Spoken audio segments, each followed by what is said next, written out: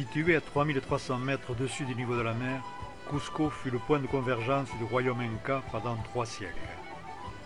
C'est là que se trouvent les temples et les palais du centre de Tahuantinsuyo, de l'empire des 4 régions, qui s'étendait sur une surface de 1,5 million de kilomètres carrés.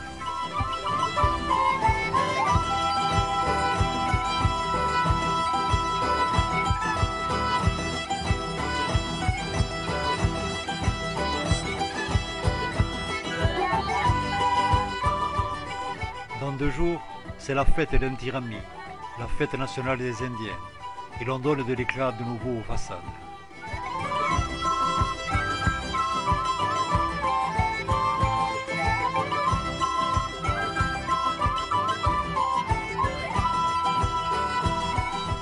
Voici l'entrée de notre hôtel.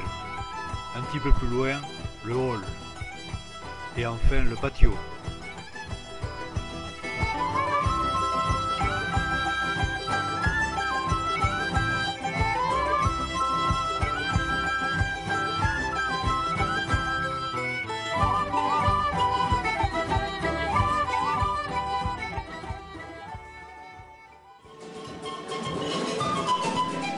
C'est notre premier soir à Cusco. Au menu, dîner-spectacle.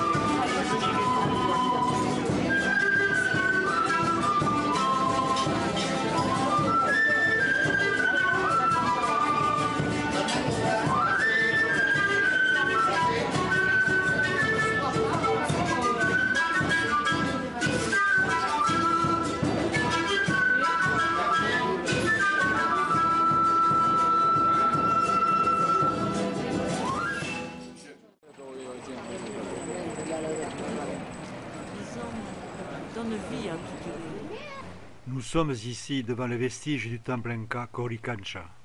C'est ici que commencera la fête de l'Inti Raymi.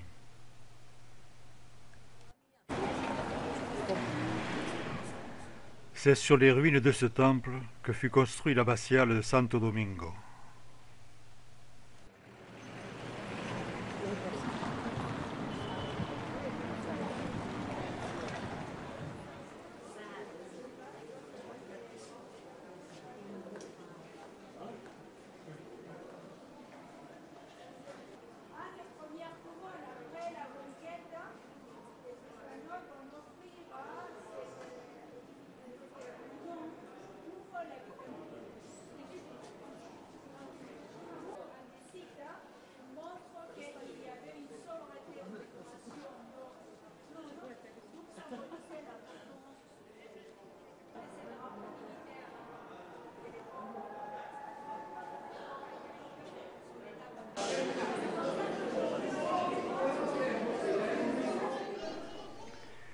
Nous voyons ici les soubassements du temple Coricancha sur lesquels ont été construits l'abbatiale, comme d'ailleurs toutes les autres églises.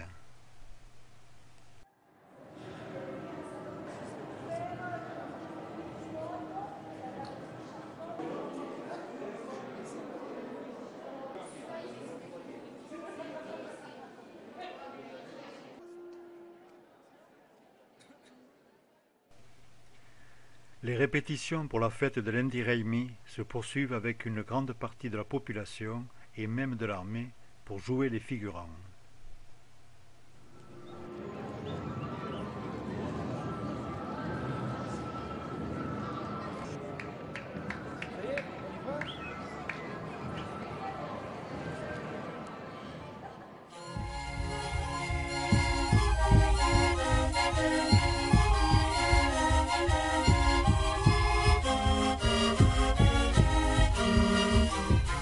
C'est à Sacsayhuaman, principalement, que se déroulent tous les ans, les 23 et 24 juin, à la date du solstice d'hiver, les fêtes de l'Inti Raymi, la fête du soleil.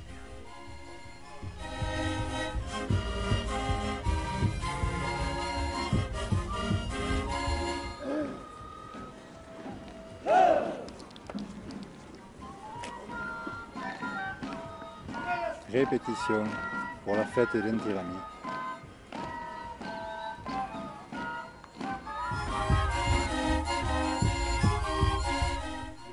C'est à cet emplacement que va se dérouler la plus grande partie de la cérémonie de l'Inti Raymi.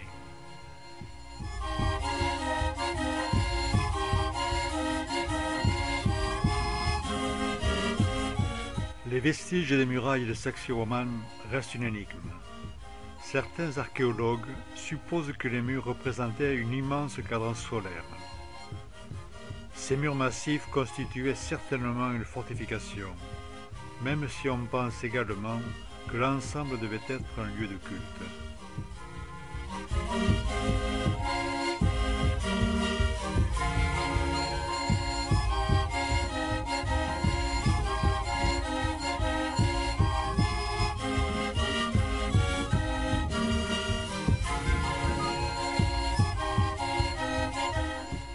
L'ajustement de ces blocs de pierre est remarquable.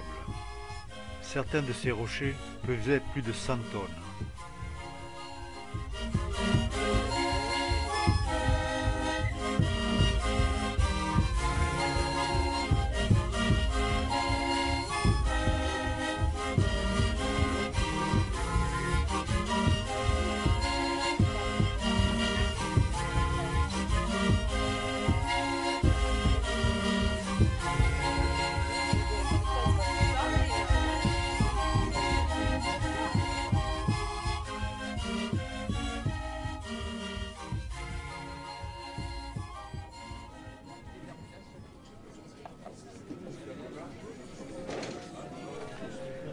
Bien que situé à 3300 mètres d'altitude, Cusco est bâti dans une cuvette entourée de montagnes.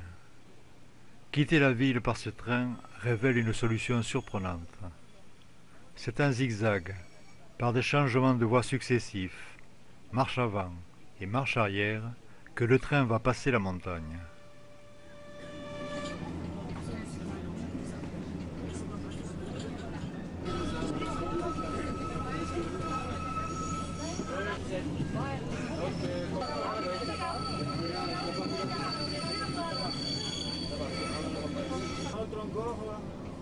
Il va faire un virage.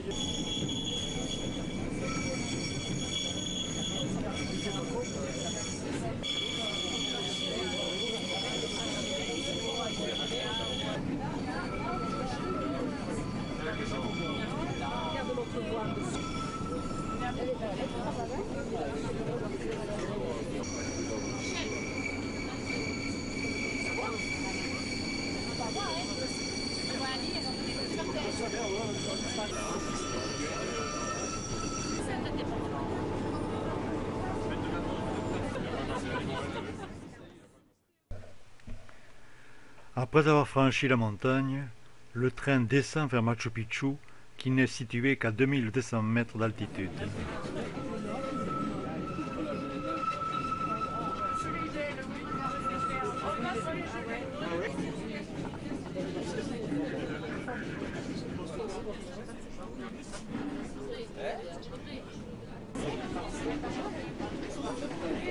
À l'extérieur, il fait moins de gel.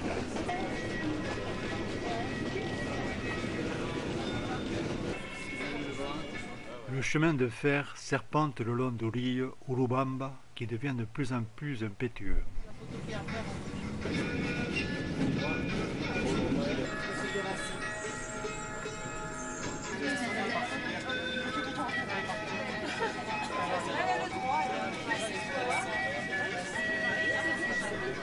Arrêt dans un petit village. Il est 8 heures du matin. On nous propose des choclos, épis de maïs bouillis, pour déjeuner. Le soleil en plus.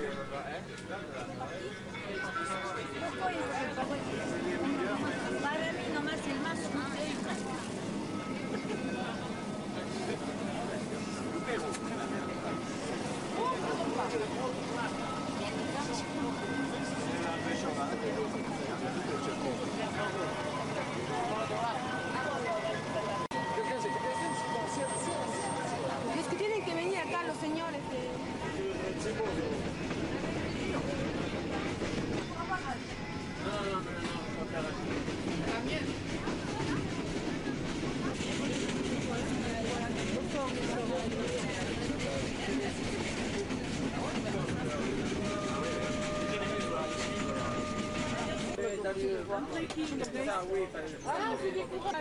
T'amènes les bagages?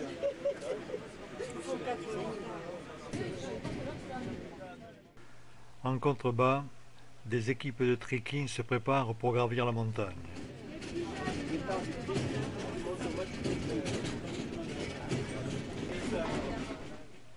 Les grosses charges sont portées par des porteurs lourdement chargés.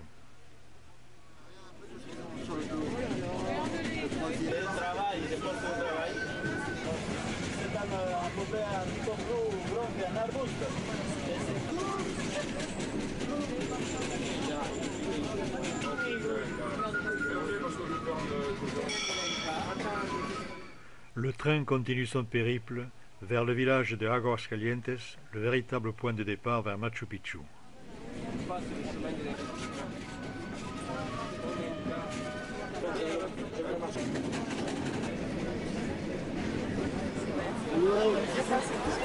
À la montée dans le car pour aller à Machu Picchu.